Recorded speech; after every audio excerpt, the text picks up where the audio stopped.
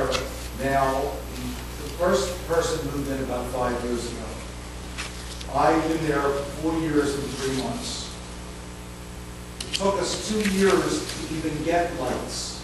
It took us 2 years to get lights from the time that I moved in.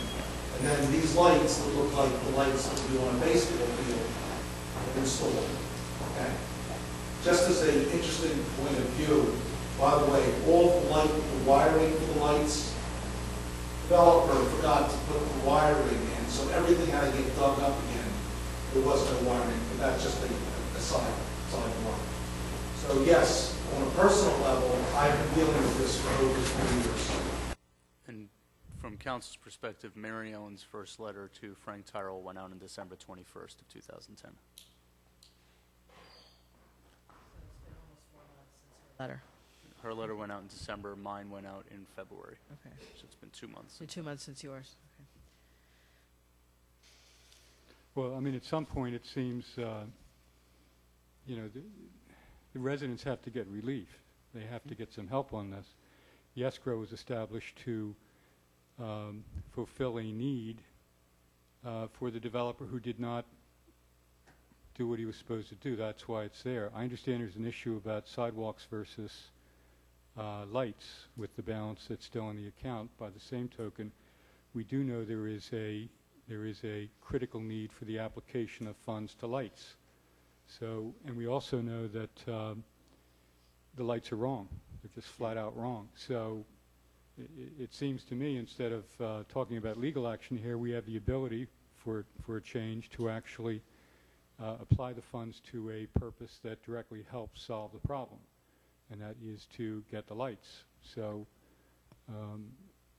you know, I guess I would make that motion then to authorize a solicitor. Well, let me ask you, Paul, how would this be handled if we were to apply the funds? I don't want to misstate things. What has to happen is council needs to pass a resolution declaring a default. And what I would recommend is, because we are waiting, I spoke to Steve Artie again today, and apparently he's just days away from having this proposal finalized. It's still an expenditure by the borough, and I would believe that the borough would be limited by the requirements for getting multiple bids. So whether it's under or over $4,000 is actually going to be a significant factor.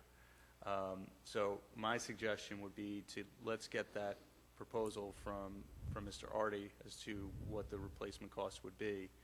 And then at the work session, we can discuss and pass the resolution declaring a default, and then we can take it from that way, because it is not an escrow, so we don't actually have, my understanding is we do not have the funds at the borough, rather we're holding a letter of credit, so we will have to submit that to the bank and get those funds so that we can proceed with the work, and that resolution starts the process. All right, then I won't make a motion then. Not tonight, no. I have a question in terms of the land development agreement. You said there were specific lights identified that were to go in, and they're now coming back with an alternative. Do we have to go through any type of an approval process to substitute different lights for that which was spec'd out and originally approved? Or must we put in the lights as spec'd? I would have to look back. I believe that a substantially similar product would be permissible, and that's part of what the dispute is here, is that the developer is claiming that the lights that were installed are substantially similar, based obviously on the way the residents are describing them. That's not even close. So if they are a similar product, then they certainly can be considered.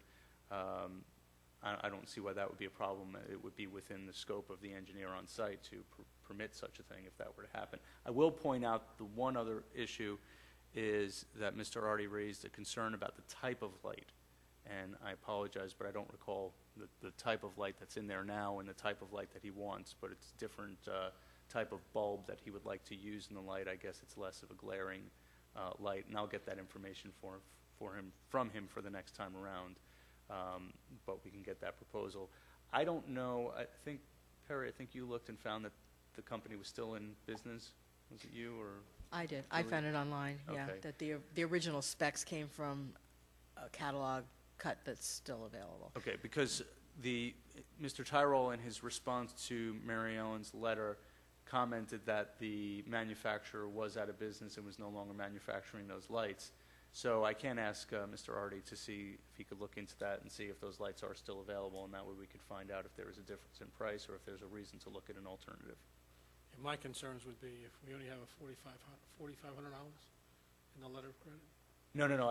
I believe there's about $8,000 in the letter of credit. So I don't want to be holding you back for the difference between what we take out of that versus the actual spec lighting fixture.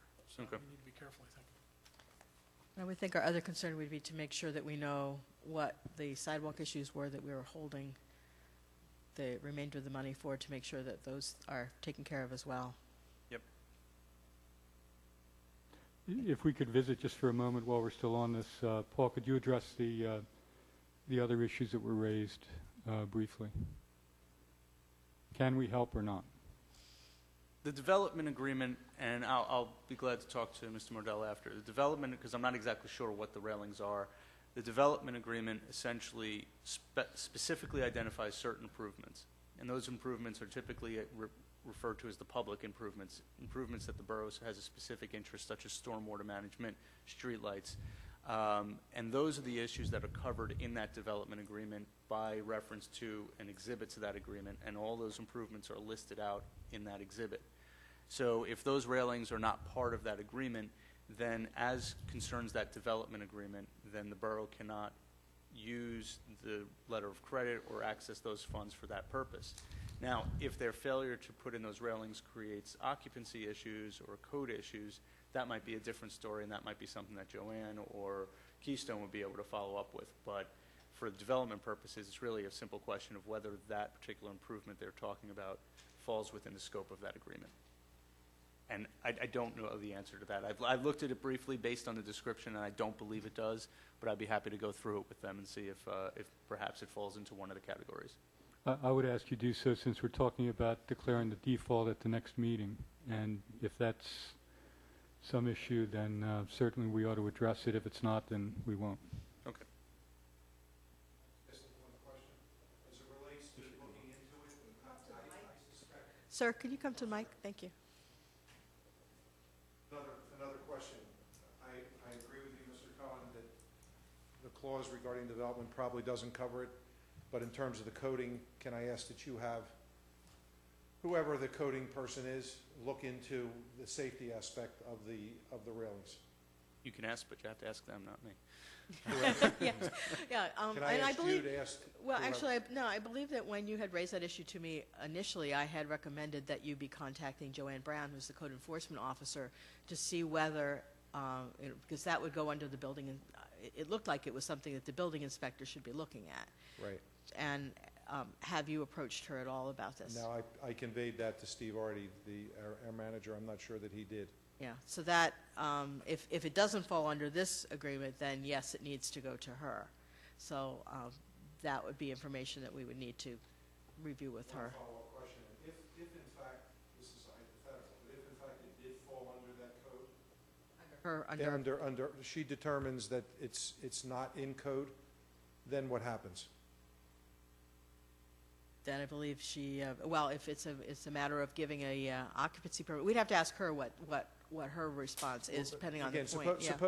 suppose hypothetically that the occupancy permit, that there should have been no occupancy permit issued, given the fact that this is a hazard.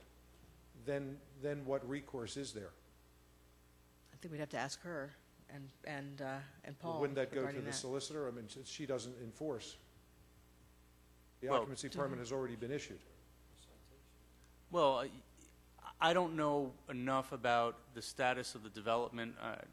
The other gentleman was mentioning that the railings were put up on some but not the others, so I'd want to consult with her before I give an opinion on that, because I'm not exactly sure what the status is and where things are. If an occupancy, I mean, it's a good question. If an occupancy certificate has been issued and it turns out that there was an issue and it should not have been issued, I'd have to look into it and see what remedies would be available. I mean, that does not foreclose any remedies that the association might have against the developer privately, because Well, I that's a understand separate that, issue. But again, we have, It sounds like we need to resolve which side of the line this activity is on, whether it falls under the development agreement or whether it falls under the individual house. Am I correct, Paul? So we need to figure this out. Well, yeah, I mean, that's the question here, and the Right. other issue, like I said, I would want to talk to Joanne about Right, that. so then we need to, once determine which side of the line this is on, to determine what the process is after that. It's hard to, Do I wait, Mr. Cohen, for you to, or Joanne to call me, or should I be calling her? I would recommend talking to her and explaining the situation to her and seeing what information you get back from her on that. Okay, I will follow up with her as well and apprise her of the situation and let her know that she should be expecting your call. okay. Thank you.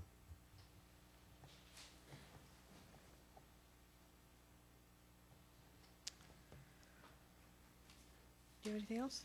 Just briefly, I did have a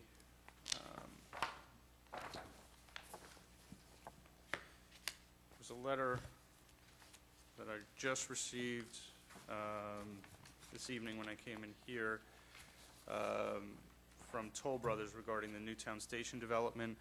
Following the work session, I did send out a notice to the insurance company holding the surety on the maintenance bond, attaching the punch list of items prepared by Pickering Courts and Somerson regarding issues that needed to be addressed. We received a letter addressed to the council dated April 11th from Toll Brothers responding to the original punch list and requesting that 4 of those items be removed. I don't know which items that is, but there is a response, and hopefully that indicates that they will be proceeding with addressing the other items. So just wanted to let you know there has been some movement on that. Otherwise, that's all I have. Okay. I did forward to you, and I think you probably got it from Oh. me. Sorry, I apologize. I should have informed that there was an executive session held prior to this meeting addressing potential litigation matters. Okay, thank you. We had received an email from our person to assist us with our flood management ordinance, and I forwarded it to you, and I believe Mary Ellen also forwarded it to you, in terms of what we needed to do in revising our ordinance regarding stormwater. Did Yeah, you part of see the, with the updating of the FEMA map, there are updates that need to be made to the ordinance, to our ordinances that reference that map as a guidepost. And this was basically, and I haven't reviewed it thoroughly, but the idea is to provide some assistance on what needs to be done. So I'll be taking a look at that and working with Mary Ellen. Again, we have a little bit more time with respect to that as far as when the new map is going to come into play. But Mary Ellen and I met last month after the last meetings, and we discussed that there is a process that we need to go through to make sure everything is updated. So I will discuss that with her and make sure we have everything in place. Okay, good, thank you. Any questions?